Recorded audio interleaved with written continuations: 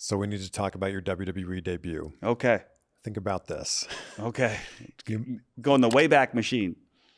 How good's the F3 energy, by the way? Dude, this F3 energy is pretty good. Hitting for something different right now. Orange mood, real good. It's orange. That one doesn't have caffeine in it, by the way. I don't need the caffeine because it's a little bit late. You do have a red eye tonight. I do have a red eye tonight. I might want to get a little bit of rest on it before that flight. That's right, because I land at 5:30 in Detroit, and I get home just in time to get my kids off to school. I love that. Yeah, which is great. So I want to make sure I'm well rested. Now we're talking about improved sleep, anti-anxiety, improves mood, and quality of sleep. Yeah, it's great stuff. All on the F3, and it tastes like an orange dreamsicle. We're planning to do an ad here, but that stuff's so great. No, I'm flying right now. And if you want to use the code CVV at f3energy.com, you can save 15% if you'd like to.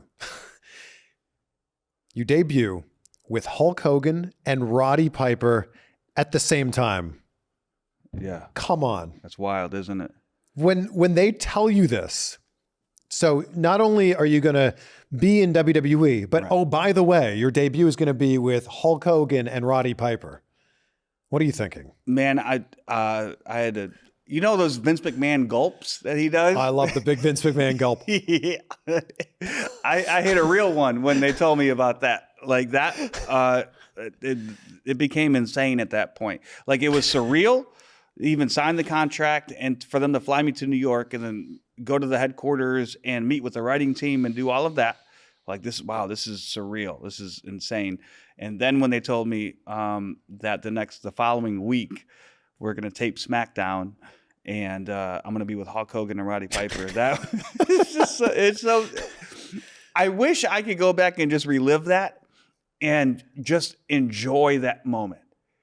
Because I wasn't able to really appreciate or enjoy that moment because of how big it was and how like life-changing that moment was, you know, and how much pressure that is on you. And you want to, you know, it's your debut. You want to make a good first impression and you want to, man, but it was wild. It was wild just walking into the locker room and seeing Vince McMahon to my left or Roddy Piper to my right and Hulk Hogan coming out of the shower all at once.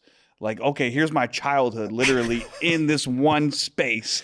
Hello, nice to meet you. Glad to be here. How are you? You know, you met all three of them at one time? At the same time, yeah. Wow. It was just insane. And then the first thing that you ever do in a WWE ring is you hit Roddy Piper from behind.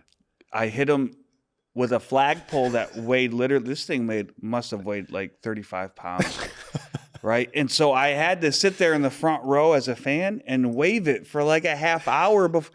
My shoulders were on fire 5 minutes in, but I'm like, I got to keep doing it. And then, so this thing was heavy and it hurt. And I told Piper, I go, listen, I don't know if I can swing this without like hurting you. I don't know if I can work this heavy ass flagpole. He looked at me, he goes, kid, you better hit me as hard as you fucking can, you know?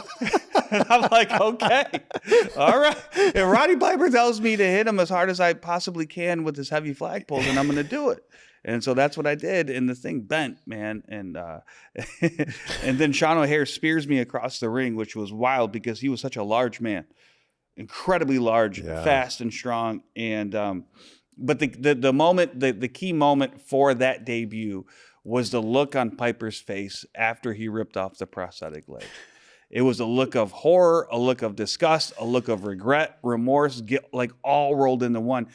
I don't think there was a wrestler on that roster that could have pulled off, pardon the pun, that angle other than Roddy Piper. That's how good he was. He was amazing. And for him to elicit all of those emotions in one look, and it's just a quick shot. Yes. Legend. He was the best, man. And then when he was on in the 80s and the 90s, like promos, do you remember him doing commentary for a while in the early 90s? Yeah, with Gorilla Monsoon and Bobby Heenan. He was great in that role too. No matter what he did, he was so good. He could elicit.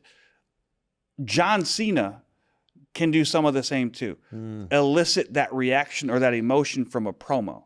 Not a lot of wrestlers in the history of wrestling can do that. Like there are wrestlers that can get a reaction, but to elicit that emotional response, only the greats could do that.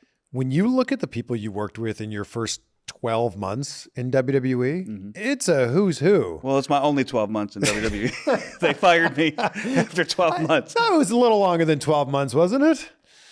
Let's see. I think I signed the contract in January of 03, and I think I got fired in February of 04. So, all right. 13 months. 13 months, yeah.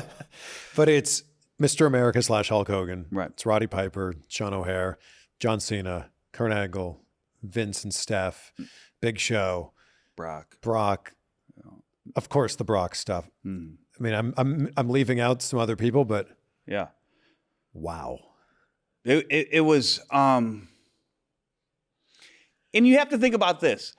I had less than 20 matches before I had that match with the Big Show, which was my first official WWE match. You see what I'm saying?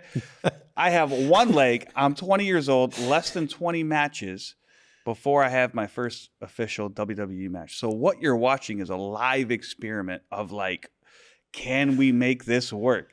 Do we have enough WWE magic? Is Zach good enough? And can we come together like peanut butter and jelly to make this thing work? And so it was a wild time.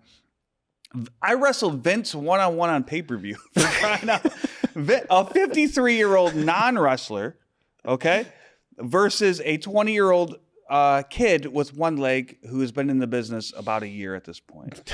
And Vince is catching acai moonsaults to the outside, you know, in the match, and he's bleeding all over the place. And it's something that you will never, ever, ever, ever see again. Because now they have a system. Right now they have the NXT in Florida, and you come up and you learn how to work. You learn how to work the cameras. You learn how to but what production is like. You learn how to there's a lot that goes on when you're a wrestler on TV, right? For AEW or WWE, you have to think about the lights. You have to think about the crowd. You have to think about your time cues. You have to think about where the cameras are. You have to think about what commentary is saying about you. You have to do something that you have gone over before in the production meeting, and you have to allow commentary to talk about it, allow it to breathe while not getting the live crowd bored. You have to do all of this. And so they have a great system now with NXT, right? Yeah. Where you do the exact same thing you're going to do on Raw. You have the same cameras. You have the same commentators. It's the same setup.